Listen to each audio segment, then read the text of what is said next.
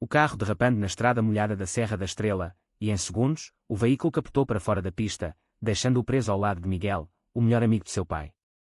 O impacto não matou ninguém, mas o segredo que veio à tona naquela noite isolada mudaria tudo. Miguel confessou seu amor por ele, um beijo roubado que Rafael, em pânico, retribuiu, selando uma traição que ecoaria por anos.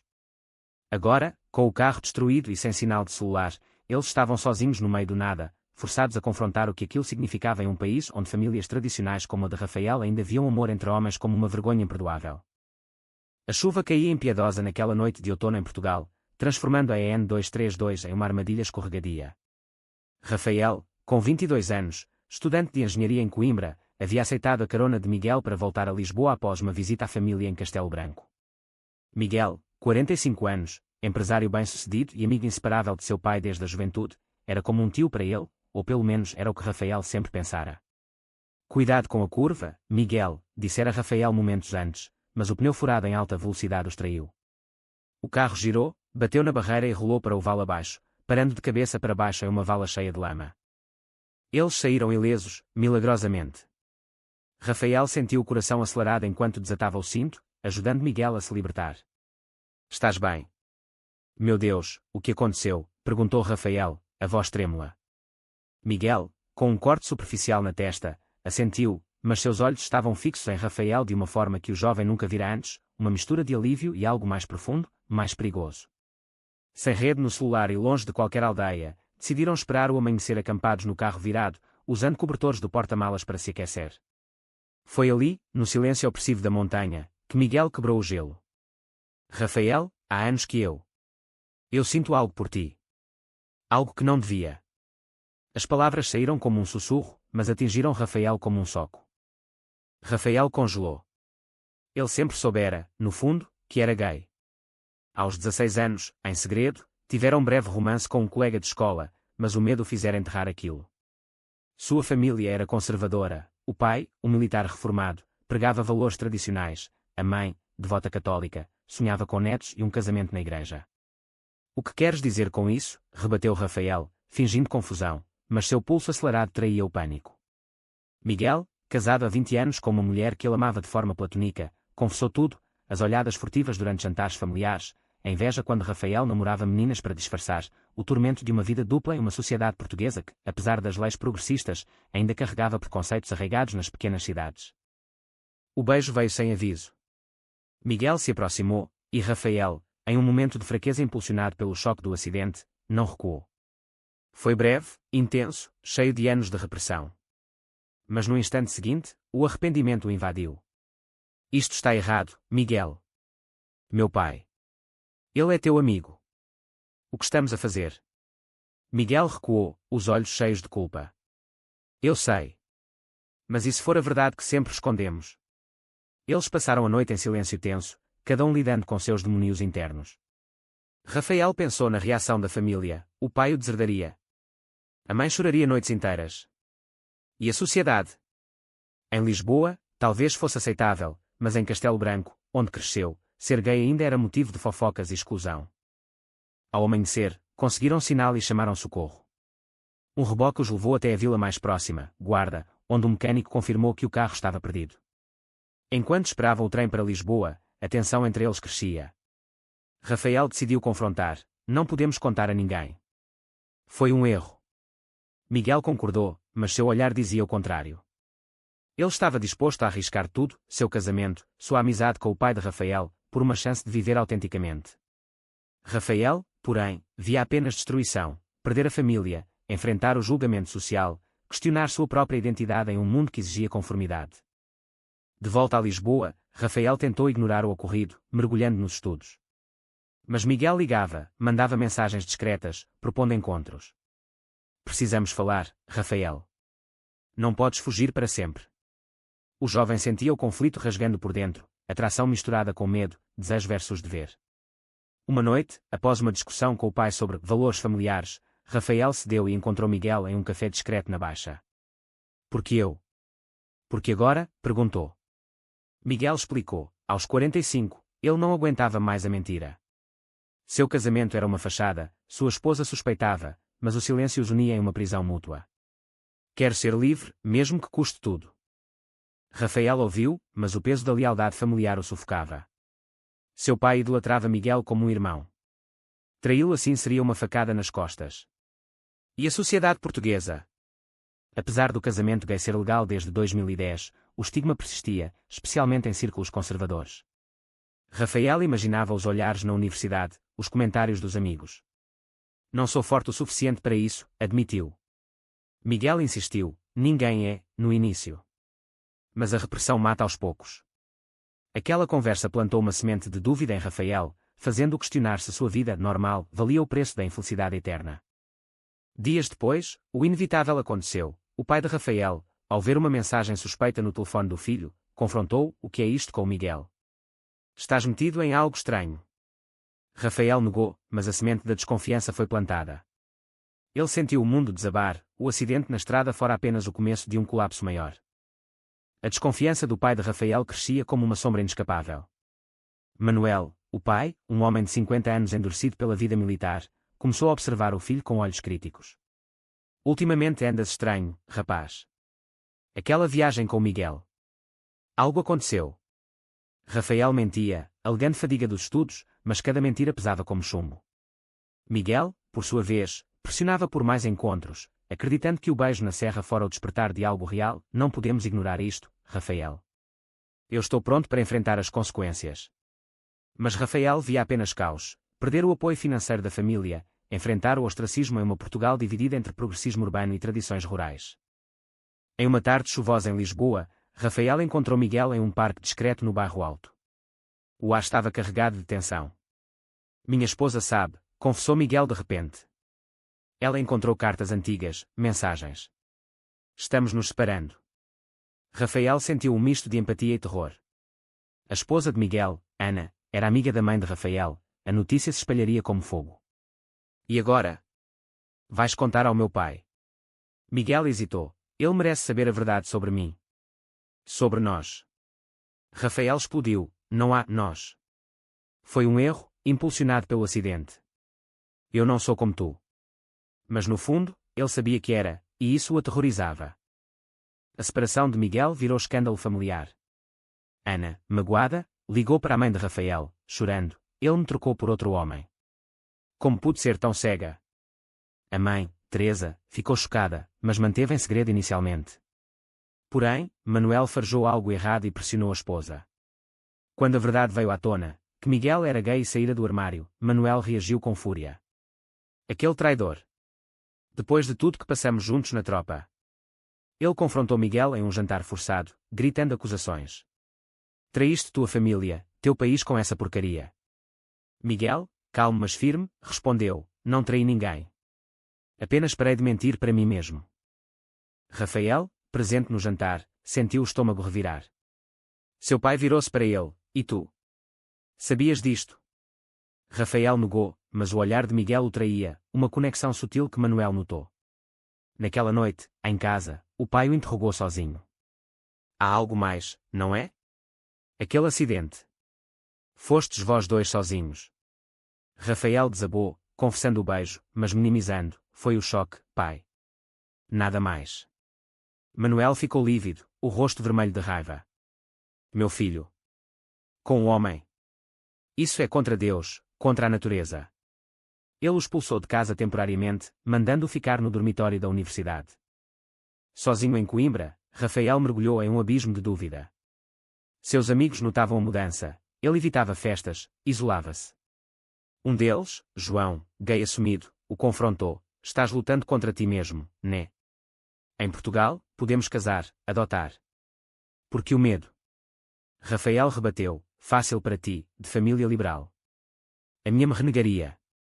Mas João insistiu: "O preço da liberdade é alto, mas valerá a pena." Aquelas palavras ecoavam enquanto Rafael lidava com o silêncio do pai e as ligações insistentes de Miguel, que agora vivia sozinho em um apartamento em Sintra, lutando contra a depressão pós-separação. Miguel enfrentava seu próprio inferno. Perder amigos comuns, o respeito no círculo de negócios. Em Lisboa, fingem aceitar, mas nos negócios, evitam-te, desabafou ele em uma chamada com Rafael. "Mas pela primeira vez, sinto-me vivo." Rafael invejava essa coragem, mas o medo paralisava. Ele começou a pesquisar grupos de apoio LGBT em Portugal, como a Ilga, lendo histórias de outros que enfrentaram rejeição familiar. Uma noite, em um fórum online, leu sobre um jovem que perdera tudo mas reconstruiu a vida. Isso o inspirou, mas também o aterrorizou. A tensão culminou quando Manuel, arrependido da expulsão, chamou Rafael de volta para um conselho familiar. Em casa, com a mãe chorosa ao lado, o pai disse: podemos ajudar-te a corrigir isso. Terapia, igreja. Não és assim. Rafael sentiu raiva borbulhar. E se for? Vais-me odiar. Manuel rebateu: não te odeio, odeio essa escolha. Aquela palavra, escolha, acendeu um fogo em Rafael. Ele defendeu Miguel: ele não escolheu, pai. Assim como eu não escolhi. A admissão escapou, e o silêncio que se seguiu foi ensurdecedor. Teresa interveio, tentando mediar: filho, pensa na sociedade. No teu futuro. Mas Rafael, pela primeira vez, questionou: e o meu presente? Vivendo uma mentira. O pai saiu furioso, batendo a porta. Naquela noite, Rafael ligou para Miguel: preciso de ti. Vamos conversar de verdade. Eles se encontraram em um mirador em Lisboa, sob as luzes da cidade. Miguel abraçou-o, mas Rafael recuou: não assim. Preciso entender o que quero, sem pressão. Miguel assentiu, respeitando o espaço, mas o dano já estava feito, a família rachada, amizades testadas. Dias viraram semanas de reflexão. Rafael consultou um terapeuta, explorando sua identidade. O conflito interno é o pior inimigo, disse o profissional. Ele aprendeu sobre o impacto da homofobia internalizada, comum em sociedades como a portuguesa, onde o progresso legal nem sempre acompanha a aceitação cultural. Enquanto isso, Miguel lidava com a ex-esposa em um divórcio amargo, perdendo bens e contato com sobrinhos. O preço da verdade é alto, admitiu ele. O divórcio de Miguel finalizou-se em um tribunal frio de Lisboa, deixando-o emocionalmente exausto. Ana, agora livre, espalhava rumores entre amigos comuns: ele sempre foi assim, mas me usou como cobertura. Manuel, solidário com ela, cortou laços definitivos com Miguel, traidor 2 vezes, da esposa e de mim. Rafael, pego no meio, sentia a pressão familiar intensificar. Sua mãe ligava diariamente: volta para casa, filho. Podemos fingir que nada aconteceu. Mas Rafael sabia que o fingimento era o veneno. Em uma reunião secreta com Miguel em Cascais, à beira-mar, Rafael abriu o coração: sinto algo por ti, mas o timing é destruidor. Miguel, com olheiras profundas, respondeu: o amor não escolhe timing. Mas entendo teu medo. Eu vivi isso por décadas. Eles passearam pela praia, discutindo o futuro. Rafael imaginava uma vida juntos, viagens, jantares, mas sempre via as sombras, o julgamento da sociedade, a perda da herança familiar. Em Portugal, gays podem casar, mas em famílias como a minha, é como uma sentença de exílio. A crise veio quando um amigo de Manuel, sabendo do escândalo, confrontou Rafael na universidade: ouvi que andas com Miguel. Cuidado, rapaz, isso arruína reputações. Rafael defendeu-se: não é da tua conta. Mas o incidente espalhou boatos no campus, forçando-o a enfrentar olhares curiosos e comentários maliciosos. Ele se isolou mais, questionando se valia a pena. Uma noite, em desespero, ligou para João: como aguentas isso? João respondeu: com comunidade. Vem a uma reunião da rede Exa-Eco. Rafael foi, anonimamente, e ouviu histórias semelhantes: pais rejeitadores, mas reconciliações possíveis com tempo. Inspirado, Rafael tentou dialogar com o pai. Em um café em Belém, sentaram-se tensos. Pai, isto não é uma fase. É quem sou. Manuel ouviu, mas rebateu: e o que dirão os avós? A igreja. Tu estás a destruir nossa linhagem. Rafael contra-argumentou: linhagem. E a felicidade? Miguel perdeu tudo, mas ganhou paz. Manuel abalou-se: ele é meu amigo. Era. Como pudeste? Rafael explicou o acidente: o beijo impulsivo, mas enfatizou: foi o catalisador para verdades enterradas. A conversa terminou em impasse, mas plantou dúvida em Manuel. Ele começou a pesquisar, lendo sobre orientação sexual, conversando com um padre progressista. A igreja evolui, disse o padre. Amor é amor. Enquanto isso, Miguel enfrentava retaliação profissional: clientes conservadores cancelavam contratos. Em negócios, preconceito disfarçado de valores, desabafou. Rafael o apoiou secretamente, enviando mensagens de encorajamento, mas o sigilo os corroía.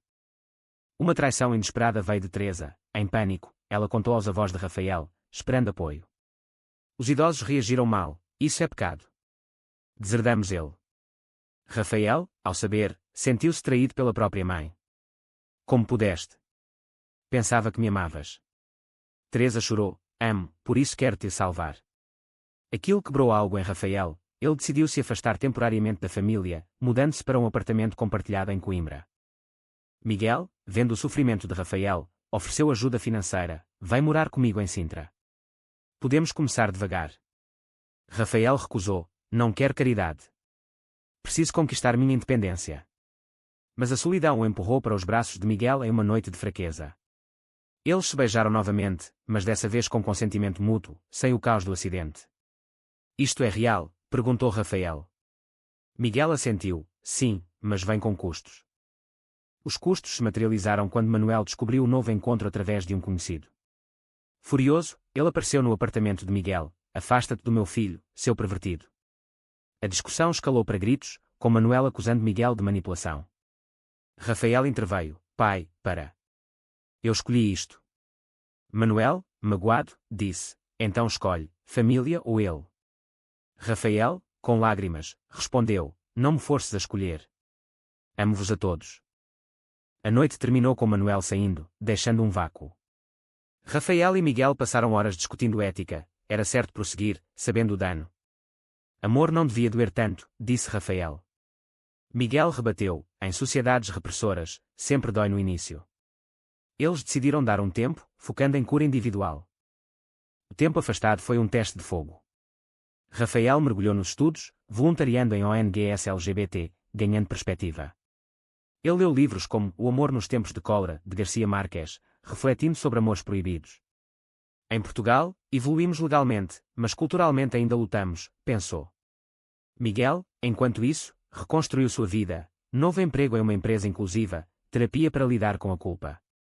Perdi muito, mas ganhei autenticidade, contou em uma carta para Rafael. Meses depois, uma reconciliação familiar surgiu. Teresa, vendo o sofrimento do filho, convenceu Manuel a uma terapia familiar. Em sessões tensas, revelaram mágoas. Manuel admitiu o medo de falhar como pai. Rafael expressou o peso da repressão. Quero ser amado como sou, disse. Manuel chorou pela primeira vez. Sempre te amei. Mas isso assusta-me. Aos poucos, o pai aceitou, não plenamente, mas o suficiente para um diálogo. Miguel foi convidado para uma reunião. Nervoso, ele pediu perdão. Traí tua confiança, Manuel. Mas o amor por teu filho é genuíno. Manuel, relutante, estendeu a mão. Não aprovo, mas não quero perder meu filho. Foi um armistício frágil, mas um começo. Rafael e Miguel reataram devagar, vivendo juntos em Sintra, enfrentando olhares sociais mas encontrando apoio em comunidades. Contudo, novas tensões surgiram. No trabalho de Rafael, um chefe conservador descobriu sua orientação e o rebaixou sutilmente. Em Portugal, leis protegem, mas preconceito persiste, desabafou ele. Miguel o incentivou a denunciar, mas Rafael hesitou, temendo retaliação. Vale a pena lutar? Questionou. Miguel respondeu, sempre. Senão, nada muda. A sociedade os testou mais. Em uma viagem a Castelo Branco, familiares distantes os ignoraram. Vêem-nos como aberrações, disse Rafael. Mas um primo jovem os apoiou secretamente. Inspiras-me a sair do armário. Aquilo reforçou sua resiliência. Em um aniversário de Manuel, a família reuniu-se. Tensão pairava, mas um brinde de paz veio, à família, como ela é. Rafael sentiu esperança, mas sabia que cicatrizes permaneciam. Anos se passaram, e a relação de Rafael e Miguel solidificou-se em meio a altos e baixos. Casaram-se em uma cerimônia discreta em Lisboa, com presença relutante da família. Manuel, agora avô de um sobrinho de Rafael, suavizou, vejo que és feliz. Isso basta. Mas o caminho fora árduo, perdas financeiras, amizades rompidas, batalhas internas. Rafael, aos 30, refletia, o preço da autenticidade é alto, mas a alternativa é uma vida vazia. Miguel, aos 53, enfrentou saúde abalada pelo estresse, mas afirmava, valeu cada sacrifício. Eles se tornaram ativistas, ajudando jovens LGBT em Portugal, combatendo preconceitos em escolas e empresas. Contudo, dúvidas persistiam. Em noites solitárias, Rafael questionava se o beijo inicial fora egoísta, destruindo vidas. E se tivéssemos silenciado, pensou. Mas a resposta era clara, A verdade liberta, mesmo que doa. No fim, após anos de lutas e reconciliações, Rafael olhou para Miguel e perguntou: foi certo o que fizemos? E você, leitor, acha que o amor justifica toda a dor causada aos outros?